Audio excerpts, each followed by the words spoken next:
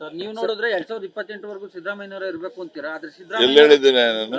ಮೊನ್ನೆ ಪೂರ್ಣಾವಧಿ ಸಿಎಂ ನಾನು 28 ಮೇಲೆ ಇರ್ಬೇಕು ಅಂತಾನು ಹೇಳಿದ್ದೀನಿ. ನಾನು ಅದನ್ನು ಬರೀ 28 ನೋಡಿದ್ರೆ ನಾನು ಎಷ್ಟಿನ ಗೊತ್ತಿಲ್ಲ ಅಂತ ಹೇಳಿದಾರೆ ಸರ್. ವೈರಾಗ್ಯದ ಮಾತು ನೀವು ಅವರೊಬ್ಬರೇ ಮಾತಾಡಿ, ಇನ್ನಾರು ಯಾರು ಮಾತಾಡಿಲ್ವಾ? ವೈರಾಗ್ಯದ ಮಾತು ಡಿ ಕೆ ಶಿವಕುಮಾರ್ ಹೇಳಿಲ್ವಾ? ನಾನು ಕಾರ್ಯಕರ್ತನಾಗಿರ್ತೀನಿ ಅಂತ ಹೇಳಿಲ್ವಾ? ಮತ್ತೆ ಅದು ವೈರಾಗ್ಯದಲ್ವಾ? ಅದನ್ನೇ ಕೇಳೋದಿಲ್ಲ ನೀವು? ನೀವೆಲ್ಲ ಬಹಳ ಇದಿದ್ದೀರಿ. ನೀವೆಲ್ಲ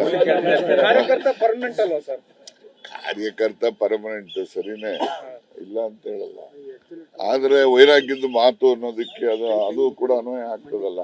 ನೋಡಿ, ರಾಜಕಾರಣದಲ್ಲಿ ಇದು ನಿಂತ ನೀರಲ್ಲ, ಹರಿತಕ್ಕಂಥ ಚಲನಶೀಲತೆ ಇರ್ತಕ್ಕಂಥ ಒಂದು ರಾಜಕಾರಣ.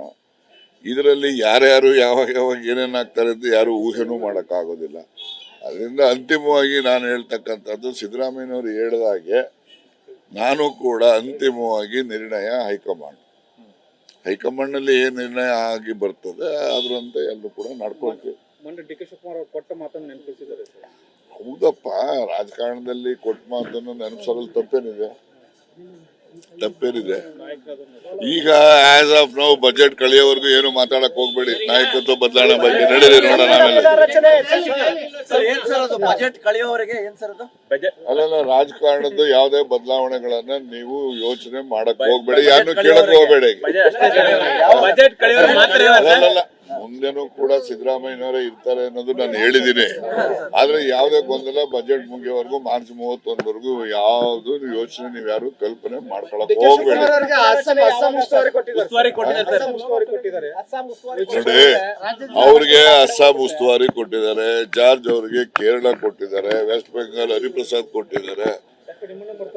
ನಮ್ಮನ್ನೇ ನಾವು ಅಲ್ಲಿಗೆಲ್ಲ ಹಿಂದಿ ಬಂದಿ ಬರಲ್ವಲ್ಲ. ಹಿಂದಿ ಸರ್, ಈಗ ಗೃಹ ಸಚಿವರ ಖಾತೆಯಲ್ಲಿ ಡಿ ಕೆ ಶಿವಕುಮಾರ್ ಅವರು ಹಸ್ತಕ್ಷೇಪ ಮಾಡ್ತಿದ್ದಾರೆ ಅನ್ನೋ ಕುಮಾರಸ್ವಾಮಿ ಅವರ ಆರೋಪ. ಬಳ್ಳಾರಿ ಘಟನೆ ನೋಡಿ, ಕುಮಾರಸ್ವಾಮಿ ಮುಖ್ಯಮಂತ್ರಿ ಇದ್ದಾಗ ಅವರು ಮಂತ್ರಿಗಳ ಖಾತೆನಲ್ಲಿ ಎಷ್ಟು ಮಟ್ಟಿಗೆ ಹಸ್ತಕ್ಷೇಪ ಮಾಡಿದ್ದಾರೆ ಅನ್ನೋದು ಒಂದು ದೊಡ್ಡ ಲಿಸ್ಟೇ ಕೊಡ್ತೀವಿ ನಾವು.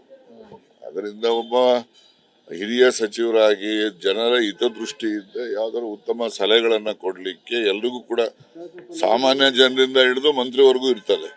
ಅವರು ಕೂಡ ಅಲ್ಲಿ ಏನು ಬಳ್ಳಾರಿ ಪರಿಸ್ಥಿತಿ ತಿಳಿಯ ಮಾಡ್ತಕ್ಕಂಥದ್ದಕ್ಕೆ ಅವರಿಗೆ ಏನ್ ಬುದ್ಧಿ ಬರ್ತದೆ ಅವ್ರ ಹತ್ರ ಇರ್ತಕ್ಕಂಥ ಮಾಹಿತಿಯನ್ನ ಆಧರಿಸಿ ಅವರು ಕೂಡ ಕೆಲವು ಸಲಹೆಗಳನ್ನ ನೀಡಿರ್ತಾರೆ. ಅದೇನು ಆದೇಶಗಳಾಗೋದಿಲ್ಲ, ಸಲಹೆಗಳಷ್ಟೇ.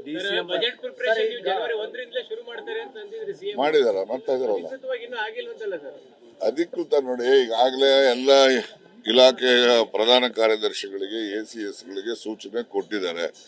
ನೆನ್ನೆನೂ ಕೂಡ ಅವರು ಇದರಲ್ಲಿ ಯಾವುದು ನಿಮ್ಮ ಪವರ್ ಹೌಸ್ ಇದೆಯಲ್ಲ, ಶಕ್ತಿ ಭವನ, ಅದರಲ್ಲಿ ನೆನ್ನೆನೂ ಕೂಡ ಮಾತಾಡಿದ್ದಾರೆ. ಇನ್ಫಾರ್ಮಲ್ ಆಗಿ ಪ್ರಾರಂಭ ಮಾಡ್ತಾರೆ.